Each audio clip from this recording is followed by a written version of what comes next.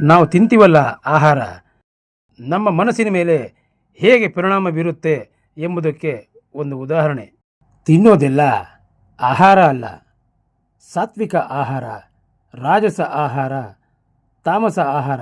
ಹೀಗೆ ನಾವು ತಿನ್ನುವ ಆಹಾರದಿಂದ ವ್ಯಕ್ತಿಯನ್ನು ಗುರುತಿಸಬಹುದು ಎನ್ನುವ ವಿಧಾನವನ್ನು ಕೂಡ ಕೃಷ್ಣ ವಿವರಿಸಿದ್ದಾನೆ.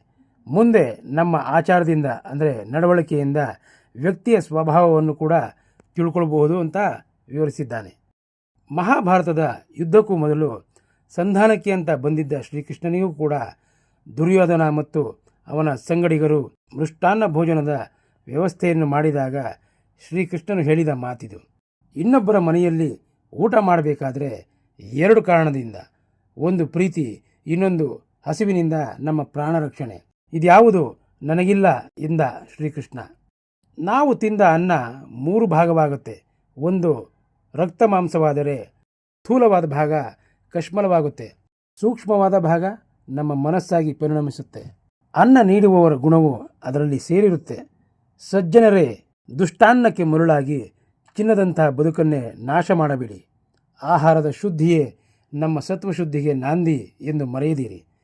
ಎಲ್ಲ ಅವನೇ ಕೊಟ್ಟಿದ್ದು. ಆದರೆ ನಮಗೆ ಉಪನಿಷತ್ತಿನ ಎಚ್ಚರಿಕೆ ತೇನ ತ್ಯಕ್ತೇನ ಭುಂಜಿತಾಹ, ಇದರರ್ಥವು ಭಗವಂತನು ಕೊಟ್ಟಿದ್ದನ್ನು ತಿನ್ನಿ ಎಂದು.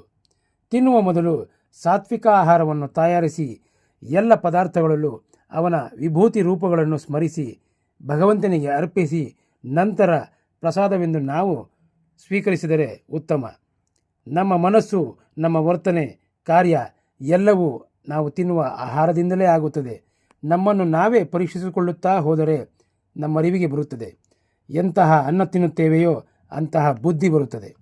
ತಿಂದ ಆಹಾರ ನಮ್ಮ ದೈಹಿಕ ಭಾಷೆಯಾಗಿ ಬಿಂಬಿಸುತ್ತದೆ. ನಾವು ತಿನ್ನುವ ಆಹಾರದಿಂದ ನಮ್ಮ ಗುಣದಲ್ಲೂ ವ್ಯಕ್ತಿತ್ವದಲ್ಲೂ ಬದಲಾವಣೆಯಾಗುತ್ತೆ.